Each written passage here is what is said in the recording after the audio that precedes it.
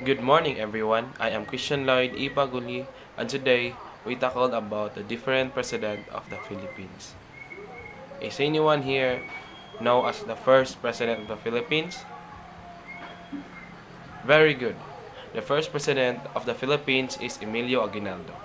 Emilio Aguinaldo was the first president of the Philippines' First Republic, also known as the Malolos Republic. He was inaugurated on January 23, 1899 at the Barashan Church, Malolos, Bulacan. He led the proclamation of the Philippines independence on June 12, 1898 in his ancestral home in Kawit, Cavite, 1898.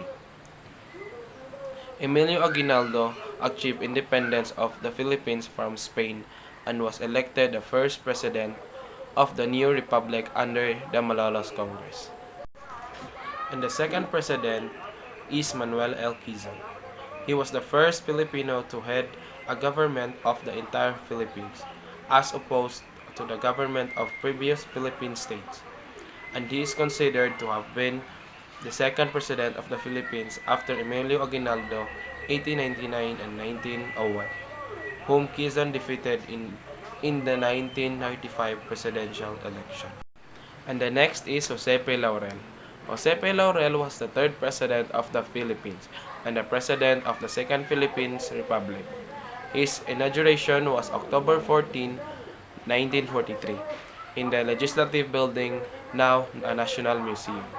He served president of the Philippines during the Japanese occupation during World War II. And the fourth president is Sergio Osmeña. He was inaugurated on August 1, 1944 in Washington, D.C. He succeeded presidency after the death of the President Manuel L. Quezon.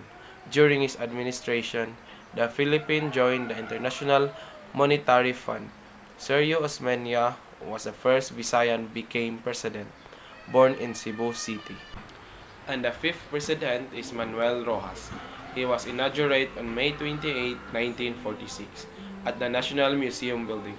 He held office for only 1 year, 10 months, and 18 days. Manuel Rojas was inaugurated as first president of the new republic after World War II. And the sixth president is Elpidio Quirino. He is the sixth president of the Philippines and the second president of the Third Republic. He succeeded presidency after incumbent president Manuel Rojas died in 1948. He is 48 years old when he was inaugurated as president on April 17, 1948 at the Malacanang Palace. He created the Integrity Board to monitor graft and corruption. And the seventh president is Ramon Magsaysay. He is first president who is sworn into office wearing Barong Tagalog during the inauguration. He died in aircraft disaster while boarding the presidential plane. His presidency was referred to as the Philippines' Golden Year for its lack of corruption. And eighth president is Carlos P. Garcia. Carlos P. Garcia is the eighth president of the Philippines and the fourth president of the Third Republic. This Bohol native was a lawyer, poet, and professor and served as the guerrilla leader during the Pacific War. Garcia served as the vice president under Ramon Magsaysay and as Secretary of Foreign Affairs for 4 years. And nine president of the Philippines is Diosdado Macapagal. Diosdado Macapagal was the ninth president of the Philippines. He was the lawyer and economist born in Lubao, Pampanga. He was inaugurated on December 30, 1961 at Quirino Grandstand. And the 10th president was Ferdinand Marcos. Ferdinand Marcos was the 10th president of the Philippines and the last president of the Third Republic. He was one of the most controversial leaders of the 20th century.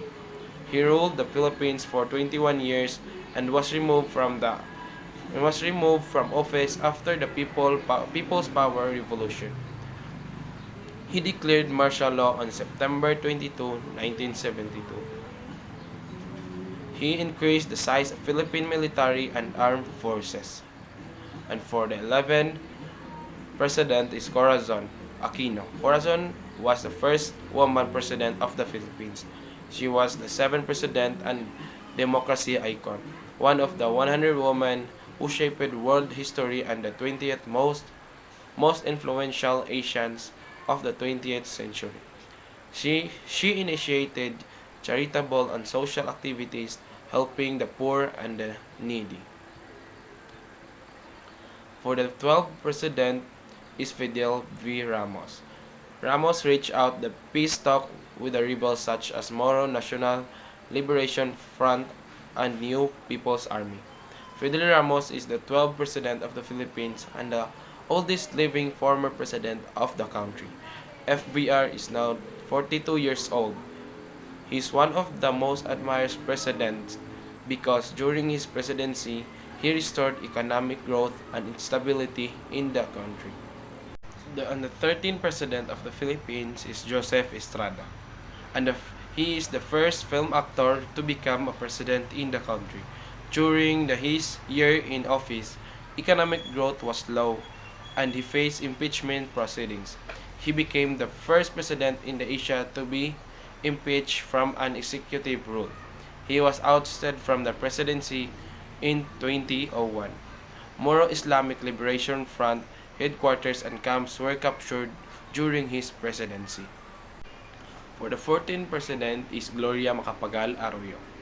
Gloria was the 14th president of the Philippines, the second female president, and the first president whose parents was former president. She's also an economist like her father, ex-president Diosdado Macapagal. Having a master's degree and doctorate in economics, Gloria put the Philippines economy back in shape. The peso strengthened by nearly 20% in making it the best performing currency of the year in 2007. And next is Benigno Aquino. He was the 15th president of the Philippines. He was the first bachelor president, a son of ex-president Corazon Aquino. He was called as Noy Noy. He was one of the students of a former economic professor, Gloria Macapagal Arroyo. The president before Noy Noy initiated shifting to K-12 education in the Philippines. Peace agreement with the Moro Islamic Liberation Front in October 2012. And lastly, the former president of the Philippines, Rodrigo Roa Duterte. Rodrigo Roa Duterte is the 16th president of the Philippines. He's the one of the most loved president. He earned massive fan base after transforming one of the most dangerous city into one of the most safest when he was a mayor. At age 71, he became the oldest Filipino elected to the presidency. He earned political science degree from the Lyceum of the Philippines in 1968, obtained law degree from San Beda College in 1972. And they are the 16th president of the Philippines. Thank you.